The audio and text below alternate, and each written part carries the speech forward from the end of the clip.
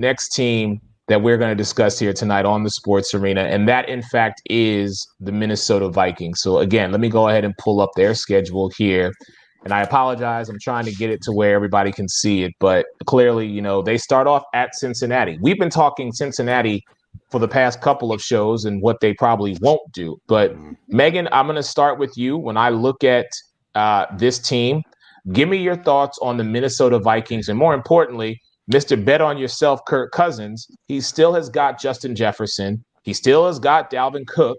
He still has Adam Thielen, Kyle Rudolph. I mean, nope. He doesn't have Rudolph. Rudolph is a New York Giant. Right. My apologies, Giants. Rudolph. You mean yes. Irv Smith? Irv Smith. Thank you, sir. Junior. Irv Smith Jr. You're wearing that purple. So talk to me about the purple people eaters.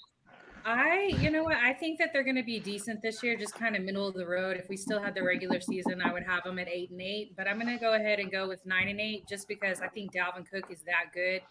Kirk Cousins, he just kind of reminds me of Fitzpatrick. He's good for 7 or 8 games this season, so hopefully he'll be good for 9 this year. All right, Mr. Caratanudo. Listen, well, go ahead. Oh no, I was going to say, I mean, they build depth in their draft. I mean, everybody talks about the third round, fourth round. What they had 4 third-round picks, 3 fourth-round picks. I love that they got Christian Darrisaw out of Virginia Tech. Kellen Mond, I mean, they took him in the second round. Yeah, everybody said he needs a little work, but I'll say this right now, man, their depth, what they built. I'm not saying. I mean, they were 7-9 last year. Yeah, they were 7-9 last year, and yeah, these guys are going to come in. They'll be. You have rookies. I mean, even the kid that they took out of what's that? Chaz Surratt, the kid out of North Carolina. I just like the depth they built from top to bottom in the draft. But looking at their schedule, I mean, top to bottom. I mean, I give them more wins than the Lions. I do think the Lions do finish last. So I'm guessing I'm going to go 8-9 for the Vikings. I think they'll flirt around 500. I think guys will develop, and I mean, I wouldn't be surprised by the end of the season if they do see Kellen Mond, because I mean, that kid's size and his accuracy, I know, but his athleticism, his accuracy wasn't bad. I tell you what, he gets into, he doesn't have any pressure to start. I think by the end of the year, your boy finally will be on the bench, Eric, so you could do your little Kirk Cousins isn't starting dance. I'll be happy when I don't see him throw to Justin Jefferson. So, all right, Ty, we got 2 for flirting around 500, sir. What do you say because they've also lost pieces on defense. I mean, but before I make my pick, I got a question. Is this first cousins or is this third cousins twice removed? Because if it's first cousins, I agree with Megan, probably 9-8. But if it's third cousins twice removed, man, I'm looking at their schedule as well. I could probably count about I think Cincinnati, that's a win. They go to Arizona, I think that's a loss. Seattle, that's a loss. Cleveland, I think that's a loss. Detroit, I think that's a win. Carolina, I think it's up in the air. So that's 2 wins for sure. You never know what Dallas going to have going on by that point in the season. I don't want to say that's a loss, but I don't know.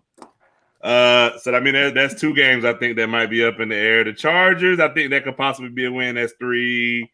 Lions again, that's 4, even though I think they might split with them.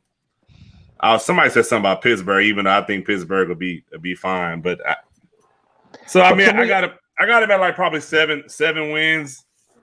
Okay, so we're still flirting around this 500 mark for this team. So, Mr. Fleming, I mean, what say you when it comes to Minnesota? Because I would expect more from a team that has weapons, has guys that you want on your fantasy squad, but at the end of the day, it's not coming into playoff wins or even getting to the postseason. They have to rely on others just to get there. They've made a lot of additions on the defensive side that people aren't paying attention to. And for those who don't know, not Danielle, because you lose an interview that way, Danielle Hunter was hurt last year. He will be back. They were missing the clog on the defense. That's why their sacks and their pressure rate went down. Harrison Smith is getting long in the tooth, but he's still the second best safety that you can get in the NFL. And didn't the Philadelphia Eagles choose Jalen Reagor over Justin Jefferson? Didn't that happen?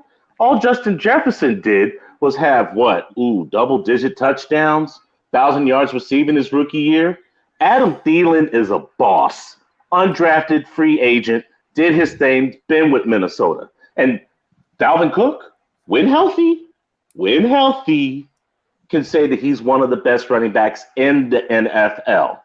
I'm actually agreeing with Megan on this one. I think it's time for your boy Cousins to take a seat. When I spoke with Kellen Mond on his pro day, he said whoever gets me is going to get an intangible quarterback who's going to think first and move second. He's hungry, and he's still pissed off that the BCS didn't choose Texas A&M to be one of the Final Four teams. He's a ready-to-go quarterback, just like Sam Ehlinger and Justin Fields. Y'all are giving them a sub 500 or 500 record. I think they shocked some folks because they're not scared to go to Seattle. They've played Seattle 2 years in a row now. Arizona, that's a 50-50 game. They'll beat the Bengals, and I'll say it, they'll beat the Cowboys. I got Minnesota at 10-7. Okay. Mr. Caratenuto, you're shaking your head, sir. Oh, you already went. So let me go, Mr. John Shear. I thought you might have had something to retort back to Mr. Fleming. Oh, I do. I just don't think I don't think it's some of their games are 50-50. I mean, I think that up till their bye, I mean, maybe 2 games, but I could see him losing every single one of those. Well, except for the Bengals. Except for the Bengals. The Bengals too? No, Minnesota's schedule. Cincinnati's week 1. My bad, I missed that. Yeah, so 2 wins out of that whole opening stretch. That's what I've seen too. So. Yeah. Well, what I'm taking. You don't think they can beat Carolina? I think they can. I think it's 50-50. Not at Carolina. Alex, so I think it's 50-50. I think Sam Darnold will be healthy and just dropping bombs all over the place because he actually has somebody to protect him. And Christian McCaffrey healthy is going to go all through him. So not on the road. We'll see if he's healthy. We'll see. All right, Mr. Shear, it's your turn, sir. What are your thoughts on the Y'all are Minnesota crazy. Vikings? I mean, the most they get is 6. This is not a very good team. They won 7 last year with Justin Jefferson breaking Randy Moss's rookie record for receiving yards in a season. It wasn't just 1,000 yards. It was breaking Randy Moss's record. So he did that. That's a historically great season. I don't think he has that good of a season because it's hard to ask somebody to have that kind of season again. So I think he comes back down a little bit. And they only won 7 games with that historically great season. Dalvin Cook cannot stay healthy, as great of a running back as he is. Always finds a way to pull a hamstring or something.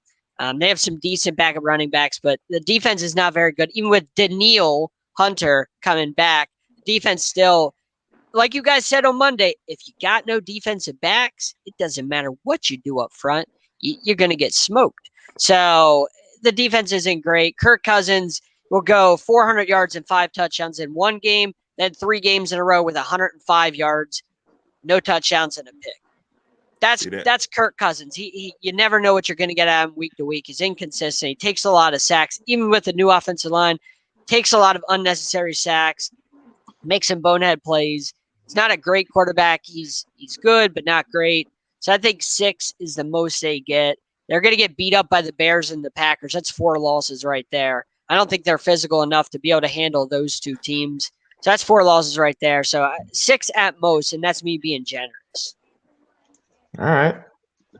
Well, I mean, listen, I have never been a Kirk Cousins fan from his time when he was in Washington to his time now. And as everybody who knows me knows, I call him Mr. Mediocrity. So the fact that all of you are kind of just making my case for me is the reason why I say they go very much like Mike said, 8-9, because I just don't trust Kirk Cousins. For all the talk that we gave and all the negativity we threw at Carson Wentz for saying the team is going to win despite him, I'm going to say Kirk Cousins is the guy who will either throw you into games or throw you out of games. And more times than not, I'm saying 70-30, he's going to throw you out of games because he's Mr. Bet on Yourself, and it hasn't worked for him. He's stealing money from the NFL, in my opinion. Listen, you got your bag, but you also have the weapons, and you have to rely on teams down the stretch to help you get to the playoffs? No, you're a walking piece of mediocrity. That's why I say you're 8-9. In this additional game, it would not surprise me if they only get 7. But you know what? I'll keep him right there. I cannot give him a winning record.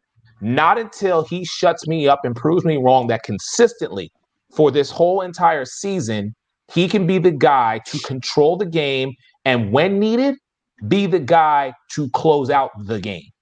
And I don't see that in Kirk Cousins. I don't believe that is in Kirk Cousins. Prove me wrong.